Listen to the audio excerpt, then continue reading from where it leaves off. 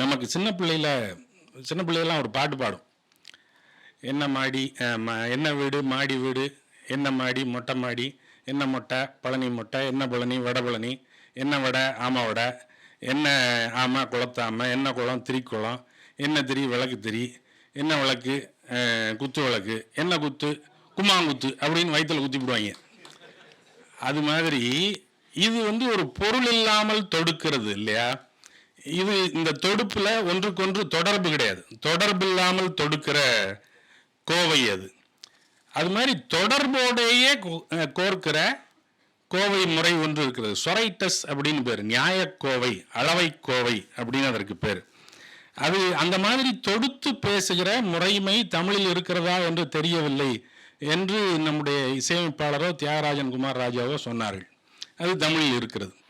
அவை சொல்லுகிற பாட்டொன்று இருக்கிறது. வரப்புயர நீர் உயரும், நீர் உயர நெல்லுயரும், நெல்லுயர குடி உயரும், குடி உயர கோல் உயரும், கோல் உயர கோன் உயர்வான் என்று அவை பாடுகிற பாட்டொன்று இருக்கிறது. தொடுத்து தொடுத்து வருகிறது. இது உயர்ந்தால் அது உயரும், அது உயர்ந்தால் இது உயரும், இப்படி ஒவ்வொன்றாக உயர்ந்து கொண்டே வந்தால் கடைசியில் கோன் உயர்வான். அப்படின்னா கடைசியில் இதை கொண்டு கூட்டினால் வரப்புயர்ந்தால் கோன் உயர்வான் என்று அது கொண்டு கூட்டப்படுகிறது. அப்படி தொடுத்து தொடுத்து பேசுதல் என்பது. இவர் தன்னுடைய நூலிலேயே ஒரு சங்க பாட்டு ஒன்று, குடபுலவியனாரனுடைய பாட்டு, நெடுஞ்செழியனுக்கு அறிவுரையாக சொன்ன பாட்டு என்று அதை குறித்திருக்கிறார். அதுவும் அப்படி தொடுத்து தொடுத்து வருகிற பாட்டு, புகழ்மிக்க பாட்டு. நீரின்றி அமையா யாக்கைக்கெல்லாம் உண்டி கொடுத்தோர் உயிர் கொடுத்தோரே என்கிற பாட்டு. உடம்பு என்பது உணவினால் ஆக்கப்பட்டது. உணவு என்பது எப்படி வரும் என்றால், அது நீரும் நிலமும் புணர்த்தினால் உணவு வரும். நீரையும் நிலத்தையும் புணர்த்த வேண்டும் என்றால் நீரை நீங்கள் காக்க வேண்டும். ஆகையினால் நீரை யார் நிலைநிறுத்தினார்களோ அவர்கள் உயிரை காத்தவர்களாக ஆகிறார்கள், இறைவனுக்கு சமமானவர்களாக ஆகிறார்கள். உயிரையும் உடம்பையும் படைத்திசினோரே என்று கடவுளுக்கு சமமாக வைக்கத்தக்கவர்களாக ஆகிறார்கள். ஆகையினால் நீ சண்டை போட்டதெல்லாம் போதும், இனி உன்னுடைய பெயரை இங்கே நீ நிறுவ வேண்டுமென்றால், உன்னுடைய பெயரை நீ தழைக்க வேண்டுமென்றால் நீ நீரை தழைக்க வேண்டும் என்று அறிவுரை சொல்லுகிற அந்த பாட்டும் ஒன்றின் பின் ஒன்றாக அடுக்கி அடுக்கி சொல்லுகிற பாட்டு தான். அப்படி இதே நடைமுறையில் இவர் தன்னுடைய நூலை அமைத்திருக்கிறார். ஒரு கூடை முடைவதை போல, வண்ண வண்ண ஓலைகளை கொண்டு ஒரு கூடை முடைவதை போல தன்னுடைய நூலை முடைந்திருக்கிறார். அப்போ இதில் சங்க இலக்கியத்தை அணுகுவதில் ஒரு சிக்கல் இருக்கு. அந்த மொழி நாம் புழங்குகிற மொழியினுடைய தளத்திலிருந்து வேறுபட்ட தளத்தில் புழங்கிய மொழியாக இருப்பதனால் அந்த மொழியின் ஊடாடி உள்ளே நுழைய முடியாமல் தடுமாற்றம் ஒன்று நமக்கு உருவாகிறது. அப்போ அந்த பொருள்கோளியல் அப்படிங்கிறது எப்போதுமே சிக்கலானது. அதை ஒரு தனித்துறையாகவே பயில்கிறார்கள். பொருள்கோளியல் என்பது ஹெர்மனியூட்டிக்ஸ் என்கிற துறையாக தனியாகவே அது பயிலப்படுகிறது. இது எப்படா அந்த ஹெர்மனியூட்டிக்ஸுங்கிறது வந்துச்சு அப்படின்னா, ஹேர்ம்ஸ்ன்னு ஒருத்தர் இருந்திருக்கான்.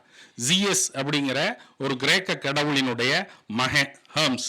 அந்த ஹேர்ம்ஸ் என்ன செய்வான் அப்படின்னா, அவன் நம்முடைய பிச்சாண்டி சிவனை போல ஒரு அம்மனமான தோற்றத்துடன் சித்தரிக்கப்படுகிற ஒரு எல்லைச்சாமி மாதிரியான கடவுள். அவனுடைய வேலை என்ன என்றால், கடவுளினுடைய செய்திகள் மக்களுக்கு சொல்லப்படும் போது அந்த மொழியினுடைய செறிவை இவர்கள் உள்வாங்க முடியாது என்பதனால் அந்த செய்திகளுக்கு பொருள் விளக்கி சொல்லுகிற இன்டர்பிரட்டராக அவன் இருந்திருக்கான். அப்ப அந்த கடுமையான செய்திகளை எல்லாம் இலகுவாக்கி மக்களுக்கு விளங்குகிற செய்தியில் கடத்துகிறவனாக அவன் இருந்திருக்கிறான். அப்ப சங்க இலக்கிய பொருள்களிலேயும் இதே மாதிரியான சிக்கல்கள் வரும். நாம் உரையாசிரியர்களை சார்ந்திருப்போம். ஆனால் என்ன பிரச்சனை என்றால், உரையாசிரியர்கள் பல சமயங்களில் சரியாகத்தான் சொல்லுகிறார்களா என்பதை பற்றி நமக்கு குழப்பம் இருக்கும். உள்ள பெரியவர்கள் சொன்னால் பெருமாள் சொன்னது மாதிரி என்று ஏற்றுக்கொண்டு போய்விடுகிறவர்கள் பெரும்பாலானவர்கள். ஆனால் நம்முடைய மரபு பெருமாளே சொன்னாலும் அப்படியே ஏற்றுக்கொண்டு போவதில்லை, குறுக்குச்சால் ஓட்டுவது என்கிற மரபு. கேள்விகள் கேட்காமல் எல்லாவற்றையும் அப்படியே உடன்பட்டு ஏற்றுக்கொண்டு விடுகிற தன்மை நமக்கு பொதுவில் குறைவு என்பதனால் உரையாசிரியர்கள் சொன்னவையெல்லாம் சரியான பொருள் தானா என்பதை குறித்து நமக்கு கேள்விகள் இருக்கும். அப்ப அதுக்கு ஒரு சான்று யுகபாரதியினுடைய நூலுக்குள்ளேயே வருகிறது. உள்ளொளிரும் வார்த்தைகள் என்கிற கட்டுரையில, பெண்களுக்கு சொல்வதற்கு ஏதுமில்லாமல் தளைப்பட்ட நிலையில் அவர்கள் இருக்கிறார்கள் என்று சொல்லிக் கொண்டு வருகிறார். நின்னினும் நல்லள் என்று இரண்டாவது பொண்டாட்டியை கூட்டிட்டு முத பொண்டாட்டிக்கிட்ட ஒருத்தன் அறிமுகம் செய்யறான்.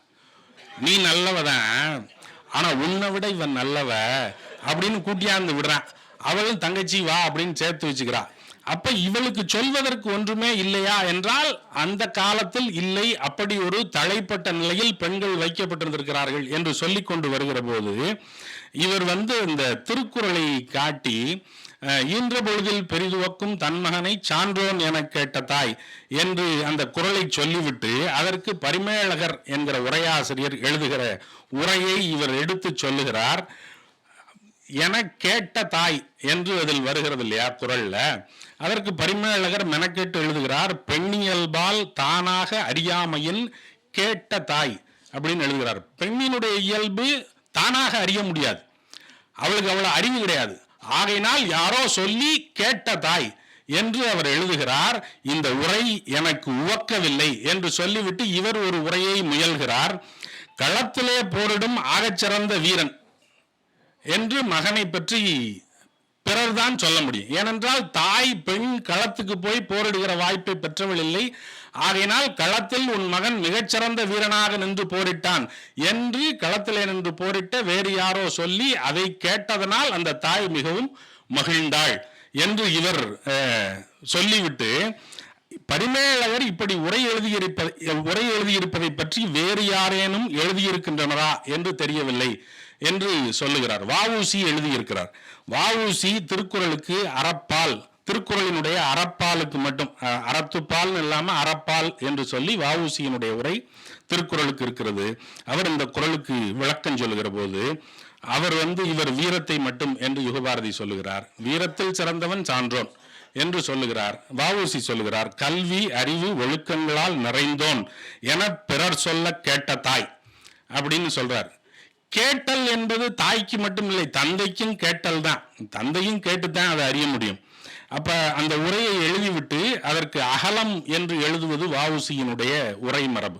உரையை சுருக்கமாக எழுதிவிட்டு பிறகு அதற்கு விளக்கம் எழுதும் போது அகலம் என்று பெயரிட்டு அதை எழுதுவது வஉசியினுடைய வழக்கம். வஉசி அகலத்தில் அந்த தாயினுடைய உவப்பை மூன்றாக பிரிக்கிறார்.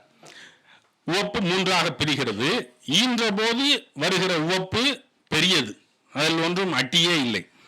பிறகு சான்றோன் என தான் கண்டபோது அவளே காண்பாள் இல்லையா, தன்னுடைய மகன் சிறந்தவன் என்று அவளுக்கே என்றேனும் ஒரு நாள் தெரியும். அதை அவள் தானே கண்டு உணர்ந்து கொள்கிற போது அவளுக்கு வருகிற உவப்பு என்பது ஈன்ற பொழுது வருகிற உவப்பை விட இன்னும் கூடுதலானது. அதே மாதிரியாக அவன் சான்றோன் என்று பிறர் சொல்ல கேட்கும் போது அதனால் வருகிற உவப்பு என்பது அதனினும் பெரிது. ஆகையினால் பிறர் கூற கேட்ட போது பெரிது வந்தாள் என்று வள்ளுவர் சொல்லுகிறார் அப்படின்னு சொல்லிவிட்டு வஉசியினுடைய கும்மாங்குத்து அதற்கு பிறகுதான் வருகிறது. பெண்ணியல்பால் தானாக அறியாமை என்று இதற்கு உரை சொல்வாரும் உளர். பெண்ணியல்பால் தானாக அறியாமை என்பது அறிவிலார் கூற்று என்று தள்ளுக அப்படின்னு சொல்றாரு. அறிவில்லாத முட்டாப்பையதான் பெண் தானாக அறிய மாட்டாள் என்று சொல்லுவான். ஆகையினால அதை தள்ளுங்கள் என்று வஉசி சொல்லுகிறார். ஆகையினால உரையாசிரியர்கள் பல்வேறு இடங்களில் பொருள் விளங்கிக் கொள்வதில் தடையாக இருக்கவும் வாய்ப்பு இருக்கிறது என்பதற்கான சுட்டிக்காட்டலாக இது அமைகிறது. அவர் இந்த நூலையே உரையாசிரியர்களுக்கு தான் படைத்திருக்கிறார். அந்த நூலினுடைய முகப்பில் உரையாசிரியர்களுக்கான படையலாக இந்த நூல் படைக்கப்பட்டிருக்கிறது. ஆனாலும் பொருள் கொள்ளும் முறையில் உரையாசிரியர்கள் தங்களுக்கென்று தனி அரசியலும் தங்களுக்கென்று தனி கவனங்களும் இருந்தால் அவர்கள் பிரட்டி விடுவார்கள் என்பதனால் அவர்களை முழுமையாகவும் நம்ப முடியாது என்று கருதி இவர் பல்வேறு இடங்களிலிருந்து கொண்டு கூட்டி பொருள் கொண்டு இந்த நூலை எழுதுகிறேன் என்று சொல்கிறார். சங்க இலக்கியம் ஒரு காட்டுக்குள் நுழைவதை போல இருக்கிறது, ஆகையினால் நான் கொண்டு கூட்டி பொருள் கொள்கிறேன் அப்படின்னு சொல்றார். பல்வேறு இடங்களிலிருந்து கொள்கிறார், பிறகு அவற்றை கூட்டுகிறார், அதிலிருந்து பொருள் கொள்கிறார். அவருக்கு அது கொண்டு கூட்டு பொருள்களாக இருந்தாலும் நமக்கு அது ஆற்று நீர் பொருள்களாகத்தான் இருக்கிறது. அவர் எழுதி கொண்டு போவது என்பது ஒரு ஆற்று நீரோடை சலசலத்து போவதை போல ஒரு தொடராக ஓடிக்கொண்டே இருக்கிறது. அந்த கட்டுரை முதல் கட்டுரையை தொடங்கும் போது சுரதாவில் தொடங்குகிறார். அதை நான் பேசணும்னு நினைச்சேன், வெயில் அப்படியே பேசிட்டு போயிட்டார். யானையை வச்சுக்கிட்டு இது எப்படியெல்லாம் கொண்டு போய் இங்கிட்டு திருப்பி அங்கிட்டு திருப்பி வலது இடதுன்னு கொண்டு போறாரு அப்படின்னு வெயில் பேசினார். அப்ப சுரதாவில் தொடங்குறார். அந்த சுரதாவினுடைய ஒரு உவமையில தொடங்குறார். பிறையின் மொழிபெயர்ப்பே யானை தந்தம் என்கிற சுரதாவினுடைய உருவகம் ஒன்றை படித்துவிட்டு யானைக்குள்ள அவர் நுழைகிறார். ஆனால் கொஞ்சம் தள்ளி ஒரு 4 கட்டுரை தள்ளி சுரதாவை யானை மிதிச்சது மாதிரி மிதிச்சிருக்கார். சுவரும் சுண்ணாம்பும் என்கிற சுரதாவினுடைய நூலில் நடிகைகளினுடைய அந்தரங்கங்களை பற்றி கவிதை எழுதுவதாக சொல்லி, காமத்தை கொண்டாடுகிற கவிதை எழுதுவதாக சொல்லி, சுரதா அதில் எழுதியிருப்பதெல்லாம் கசடும் வக்ரமும்.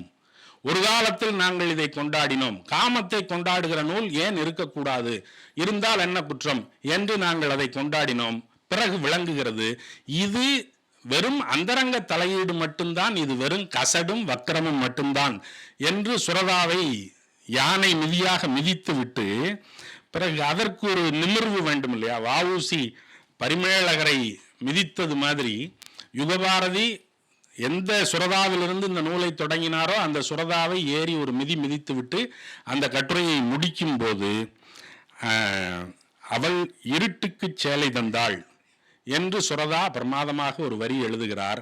அந்த வரியினுடைய முதல் வரி என்ன என்று நீங்கள் பார்க்க வேண்டும் என்றால் அவருடைய உதட்டில் உதடு என்கிற நூலை தேடி படிக்க வேண்டும் என்று ஒரு மிதிச்சுட்டு அதுக்கப்புறம் தடவியும் கொடுத்துட்டு போறதில் இருக்குல்ல, அது ஒரு நிமிர்வும் இருக்கு, அதே நேரத்தில் அதில் ஒரு அனுசரணையும் இருக்கு.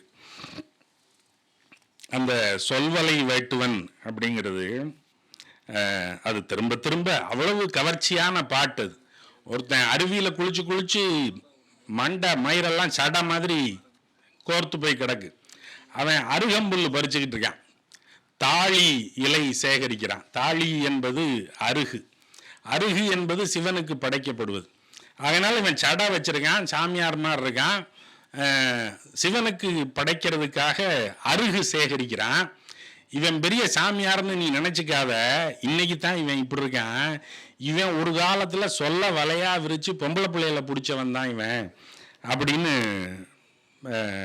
சொல்லி, அதற்கு பிறகு அந்த வேட்டுவன்கிற சொல்ல தொட்டுக்கிட்டு திருக்குறளுக்கு போய் புதல் மறைந்து புல்சிமிழ் தற்று என்று கூடா ஒழுக்கத்துக்கு போய், கம்பனுக்கு போய், யானை காதலுக்கு போய், அம்புலிமாலாவுக்கு போய், இப்படி இது இந்த தொடர் எல்லாரும் சொன்னார்கள். ரொம்ப அற்புதமாக அது கோர்த்து விழுகிறது. அப்ப ஒரு நவீன மரபிலிருந்து தான், நவீன கவிதையிலிருந்தோ அல்லது நவீன விவகாரத்திலிருந்தோ தான் எல்லா கட்டுரைகளையுமே தொடங்குகிறார். பிறகு நவீனத்திற்குள் கொண்டு வந்து முடிக்கிறார். இடையில் ஊடாடும் போது நவீன சங்க இலக்கியத்திற்குள் போய் பிறகு ஏதேனும் ஒரு கதை, அந்த கதையில் சொல்லப்படுகிற செய்தி பிரேம்சந்தை சொல்லுகிறார், சு வேணுகோபாலை சொல்லுகிறார்.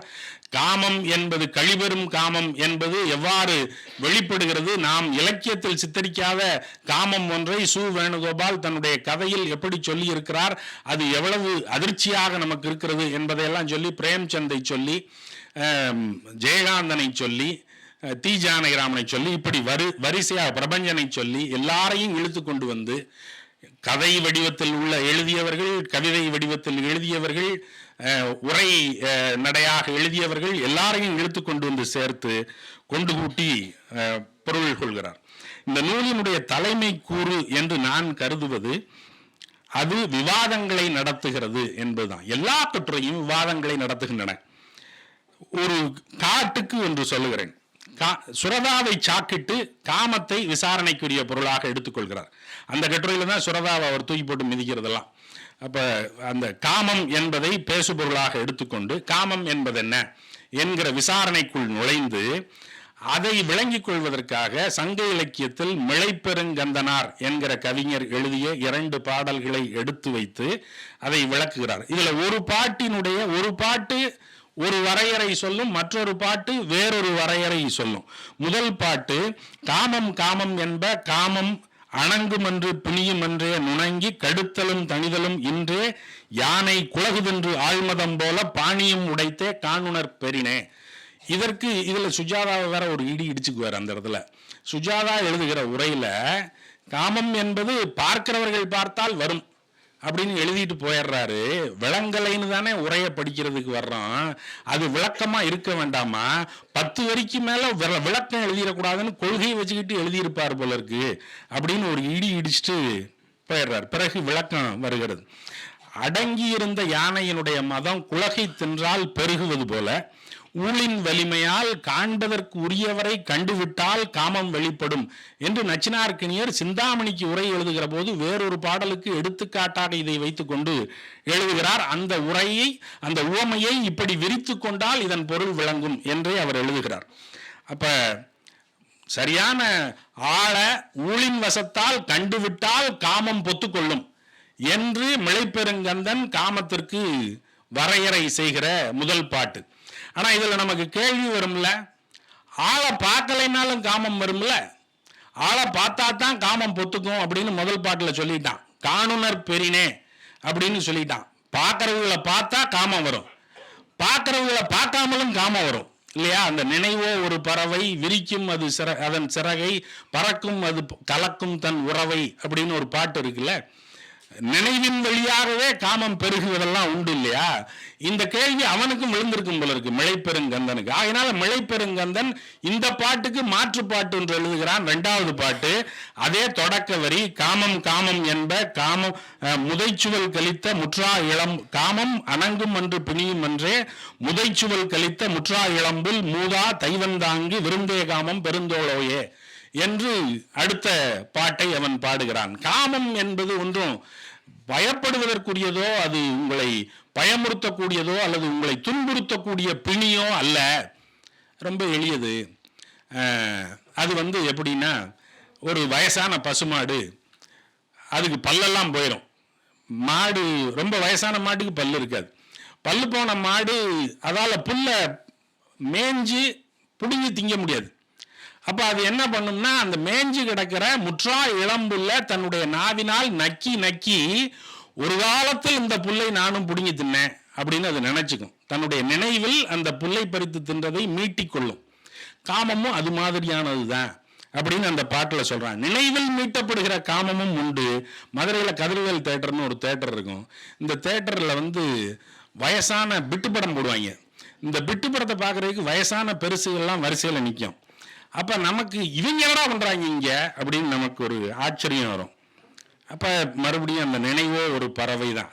இவன் சொன்னது மாதிரி பசுமாடு புல்ல நாவினால் நக்கி பார்த்து தான் ஒரு காலத்தில் புல் தின்ற இன்பத்தை நினைவில் மீட்டிக்கொள்வதை போல மீட்டிக்கொள்வதுதான் காமம் என்று மிளைப்பெருங்கந்தன் சொல்றான். அப்ப மறுபடியும் நமக்கு கேள்வி வருது, நினைவினால் பெருக்கப்படுவது மட்டும்தான் காமமா? காமம் என்பது நினைவினால் பெருக்கப்படுவது மட்டும்தானா அப்படின்னா இதுக்கு மிளைப்பெருங்கந்தன் பதில் சொல்லல. 2 பாட்டு சொன்னதோட முடிச்சிட்டான். 2 பாட்டுமே ஆம்பல் எழுதின பாட்டு. அப்ப இவர் தேடி போறாரு. போகையில மேற்படி குறுந்தொகை பாட்டுக்கு, மிளைப்பெருங்கந்தன் எழுதின பாட்டு குறுந்தொகை பாட்டு, அதற்கு ஆன்டி தீசிஸா நற்றிணை பாட்டை கொண்டு வந்து போடுறாரு. மிளைப்பெருங்கந்தன் பாட்டு தீசிஸ், நற்றிணையில் வருகிற வெள்ளி வீதியார் என்கிற பெண்பால் புலவரினுடைய பாட்டு ஆன்டி தீசிஸ். அது ஆண்பால் பார்வையாக காமத்தை பார்க்கிற பாடலாக அது அமைய, இது பெண்பால் பார்வையில் காமத்தை பார்க்கிற பார்வையாக இது அமைகிறது. அப்ப வெள்ளி வீதியார் சொல்றா, நல்யாழ் யாமம் உய்யாம் நின்றது காமம் பெரிதே கலைஞரோ இலரே என்று அவள் பாடுகிறாள். ஒரு நல்ல யாழ் அது யாராலும் மீட்டப்படாமல், அது தன்னுடைய இசையை வழங்காமல், அது எனக்கு எந்த ஆறுதலையும் தராமல் உறங்கி கொண்டிருக்கிறது. காமம் பெரியது, அதை களைவதற்கு யாரும் இல்லை என்று அவள் சொல்லுகிறாள். காமம் என்பது நினைவினால் மீட்டிக் கொள்ளப்படுவது என்றால், அவனவன் நினைவிலேயே மீட்டிக்கொள்ள தொடங்கி விட்டான் என்றால் எதிர்ப்பாலெல்லாம் என்ன செய்யும்? அப்ப அவ சொல்றா, களைகிறதுக்கு ஆள் இல்ல, வீணருக்கு மீட்டுறதுக்கு ஆள் இல்ல, என்ன பயன்? களைவதற்கு ஆள் இல்லை என்று சொல்லிவிட்டு குட்டி ரேவதி எழுதிய முலைகள் என்கிற கவிதை தொகுப்பிலிருந்து ஒரு கவிதையை கொண்டு வந்து போடுகிறார். ஒரு நிறைவேறாத காதலில் துடைத்தகற்ற முடியா இரு கண்ணீர் துளிகளாய் அவை ததும்புகின்றன எவை முலைகள். அள்ளி அணைப்பதற்கு ஆழமில்லா காரணத்தால் மாதமெல்லாம் எங்களுக்கு மாதவிலக்காகி போச்சு அப்படின்னு ஒருத்தன் பாடினா. ஒரு சின்ன நாட்டுப்புற பாட்டு மாதிரி அது பாடப்பட்ட ஒரு ஒப்பாரி பாட்டு. அள்ளி அணைப்பதற்கு ஆழமில்லா காரணத்தால் மாதமெல்லாம் எங்களுக்கு மாதவிலக்காகி போச்சு என்று பாடுகிற அந்த மரபும், துடைத்து நிறைவேறாத காதலினால் துடைத்து அகற்ற முடியா இரு கண்ணீர் துளிகளாய் முலைகள் ததும்புகின்றன என்பதும், காமம் பெரிதே கலைஞரோ இலரே என்பதும் எல்லாம் ஒரே வரிசையில் அமைந்து வருகிற இப்படி ஒரு கேள்வியை எழுப்பிக் கொண்டு காமம் என்பது என்ன, ஆண்பால் பார்வை என்ன சொல்லுகிறது சங்க மரபுல, அதே சங்க மரபுல பெண்பால் பார்வை என்ன சொல்லுகிறது, தற்காலத்து நிலை என்ன என்பவற்றையெல்லாம் கோர்த்து கொண்டு ஒரு விவாதத்தை எழுப்பி காமம் என்பது என்ன என்று அவர் விடையெல்லாம் சொல்லல. அது அவருடைய வேலை இல்லை. இவற்றை சிந்திப்பதற்காக முன்வைக்கிற வேலை இருக்கிறது இல்லையா. இந்த விவாதங்களை எழுப்புகிற, அப்ப நம்ம அதை யோசிக்கல, அந்த பாட்டு இந்த பாட்டுன்னு எல்லாரும் அந்த பாட்டை விட்டாரு இந்த பாட்டை விட்டாரு அப்படின்னு கடற்கரையெல்லாம் குதூகலம் அடைஞ்சாரு. அது அந்த நூலினுடைய வெற்றி இல்லையா. நம்ம 4 பாட்டு தான் அவர் எழுதுவாரு, மீதி 5 பாட்டு நமக்கு தோணும் அப்படின்னா நம்மளையும் அது அந்த அந்த பொருளுக்குள்ள சிந்திப்பதற்காக உள்ளே இழுத்து கொண்டு வருவது என்பது ரொம்ப முதன்மையான வேலை இல்லையா. அந்த வேலை இந்த நூலில் மிகச்சிறப்பாக செய்யப்பட்டிருக்கிறது. ஆகையினால இந்த நூலினுடைய மாபெரும் சிறப்பு இத்தகைய விவாதங்களை ஒவ்வொரு பொருளை பற்றியும் எழுப்பிக் கொண்டு பிறகு அதை குறித்து நமக்குள் சில அலைகளை எழுப்புவது இந்த நூலினுடைய சிறப்பு என்று நான் கருதுகிறேன். அதில் சில குறிப்புகள் எல்லாம் சொல்றாரு. புலி எப்படி வேட்டையாடும், ஆளி எப்படி வேட்டையாடும் என்றெல்லாம் சொல்லுகிறார். புலி வேட்டையாடும் போது வலது பக்கத்தில் இழுத்தாட்டித்தான் தன்னுடைய இரையை உண்ணும். ஆளி என்கிற விலங்கு வேட்டையாடும் போதும் வலது பக்கத்தில் விழுத்தாட்டித்தான் தன்னுடைய இரையை உண்ணும். அப்ப ஏன் வலது இந்த வலக்கை பழக்கம் இடக்கை பழக்கம் எல்லாம் நம்முடையது. வலக்கரம் மங்கலம், இடக்கரம் அவக்கரம் என்பதெல்லாம் நம்முடைய பழக்கம். இது உண்கிற கை, அது தூய்மை சுத்திகரித்துக் கொள்வதற்கு பயன்படுத்துகிற கை, ஆகையினால் அது இழிந்தது இது உயர்ந்தது என்பதெல்லாம் மனித பழக்கம். புலிக்கு என்ன வலது கை இடது கை எல்லாம் வேண்டி கிடக்கு. புலி வலது பக்கம் அடிச்சு வீழ்த்தி தான் தன்னுடைய இரையை உண்ணும். தான் அடிக்கிற பன்றி இடது பக்கம் விழுந்து விட்டால் அந்த இரையை உண்ணாமல் போய்விடும் என்று இலக்கியத்தில் குறிப்பிடுகிறது. அவர் எடுத்து எழுதுகிறார். ஆளி என்கிற விலங்கும் அதே போல வலப்பக்கம் விழுத்தாட்டித்தான் தன்னுடைய இரையை உண்ணும் என்று குறிக்கிறார். அப்ப இதெல்லாம் நமக்கு இன்னும் அப்படியெல்லாம் ஒன்றும் பொருந்தி வரலைன்னு வச்சுங்க. புலிக்கு என்ன வலப்பக்கம், அது கழுவுறதே இல்லை, அப்புறம் என்ன அதுக்கு இடது கை, அது கையால் எடுத்து திங்கிறதும் இல்லை, அப்புறம் என்ன வலது கை, அந்த கணக்கெல்லாம் அதில் சேர்க்க முடியாது. ஆனால் நமக்கு அதில் ஒரு சின்ன திருப்தி இருக்குது. எனக்கு இருந்துச்சு. என்ன அப்படின்னா, வலது பக்கம் இழுத்தாட்டி வலதுசாரி ஆக்கித்தான் திங்கிறது, இடதுசாரி ஆக்கினா திங்கிறது இல்லை. இடதுசாரியை திங்கிறது இல்லை, வலதுசாரியை திங்கிறது அப்படின்னு அது ஒரு கொள்கை வச்சுருந்துருக்கு. புலி ஆளி எல்லாம் இடதுசாரிகள், ஆகையினால் அது நல்லது தான். அப்போ அவர் ஒரு பா கல்பனா என்கிறவனுடைய ஒரு கவிதை நூலை குறிப்பிட்டு, பார்வையிலிருந்து சொல் என்ற கவிதை தொகுப்பை குறிப்பிட்டு அதிலிருந்து தொடங்கி ஒரு கட்டுரையை எழுதுகிறார். அதை எழுதும்போது ஒரு சொல்லை பார்வைதான் கட்டமைக்கிறது அப்படின்னு சொல்லிட்டு அந்த கட்டுரையை முடிக்கும்போது, சொற்களை விட பார்வைகள் வலுவானவை, பார்வை என்பது வேறொன்றுமில்லை, அது சொற்களின் வெளிச்சம் என்று அந்த கட்டுரையை முடிக்கிறார். பார்வை என்பது சும்மா பார்க்கிற பார்வை இல்லை, வெறும் பெர்செப்ஷன் இல்லை, அது ஒரு பெர்ஸ்பெக்டிவ், ஒரு ஐடியாலஜிக்கல் பெர்ஸ்பெக்டிவ் வேணும் இல்லையா. ஒரு ஐடியாலஜிக்கல் பெர்ஸ்பெக்டிவ் இருந்தால் உங்களுடைய சொற்கள் கருத்து ஊறுனா சொல் சரியா விழுகும். கருத்து ஊறல வெறுமனை பேசிக்கிட்டே இருக்கோம் அப்படின்னா அது வெறும் கொடக்கொடான்னு சத்தம் தான் வருமே ஒழிய அது எந்த கருத்தையும் கடத்துகிற சொல்லாக அது அமையாது. ஆகையினால ஒரு ஐடியாலஜிக்கல் பெர்ஸ்பெக்டிவோட அவர் சொல்லுகிற இந்த சொற்கள் எல்லாமே பொருளுள்ள சொற்களாக ஆகின்றன. அவருக்கு ஐடியாலஜிக்கல் பெர்ஸ்பெக்டிவ் இருக்குது, அவருக்கு தெளிவான சார்பெல்லாம் இருக்குது. ஒரு இடத்துல ராவணனை எல்லாம் காப்பாற்றுறதுக்கு போயிடுறாரு. அது ராவணனை காப்பாற்றுறதுக்குரிய இடம் இல்லைன்னாலும் ராவணனை அந்த இடத்துல காப்பாற்ற முடியாது. அவன் ஒரு பாட்டு, கம்பனுடைய பாட்டு, தோற்பித்தீர் மதிக்கு மேனி சுடுவித்தீர், தென்றல் தூற்ற வேர்ப்பித்தீர், வைரத்தோளை மெலிவித்தீர், வேணில் வேளை ஆர்ப்பித்தீர், எண்ணெய் இன்னல் அறிவித்தீர், அமரரட்சம் தீர்ப்பித்தீர், இன்னும் என்னென்ன செய்வித்து தீர்தீர் அம்மா என்று கம்பராமாயணத்தில் பாட்டு. என்னை இவ்வளவு துன்புறுத்துகிறாயே, என்னை தோக்கடிச்சிட்ட, நிலாவுக்கே மேனி சுடுவது போல சூடேத்துற, தென்றல் தூற்ற வேர்ப்பித்தீர் வேர்க்க வச்சுட்ட, வைரத்தோல் மெலிஞ்சு போச்சு, மன்மதனை கிளப்பி விட்டுட்ட, என்னைய ரொம்ப சிரமப்படுத்துகிற, நான் இவ்வளவு சிரமப்படுறதுனால என் மேலே பயந்துக்கிட்டு இருந்த தேவமாரெல்லாம் அமரர்களெல்லாம் அச்சத்தை விட்டுட்டாங்க, அதனால் இன்னும் என்னென்ன செய்ய போற அப்படின்னு கேட்கிறான். முழுக்க தன்னுடைய காமத்தினால் தான் நோகிற நோக்காட்டை சொல்லிக்கொண்டே வருகிறவன் கடைசியில் அம்மா என்று ஒரு அசை ஒன்று அந்த இடத்தில் விழுகிறது. இவர் அந்த அம்மாங்கிறத சொன்னதுனால, அவன் அம்மான்னு சொன்னதுனால கனந்து கொண்டிருந்த காமமும் குரோதமும் அம்மா என்கிற ஒற்றை சொல்லால் ஒன்றுமில்லாமல் ஆகிவிடுகின்றன அப்படின்னு எழுதியிருக்க. இந்த பதிவை குறித்து உங்களுடைய கருத்துக்கள் வரவேற்கப்படுகின்றன.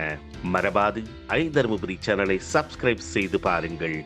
இந்த நாள் இனிய நாளாக அமைய வாழ்த்துகின்றோம்.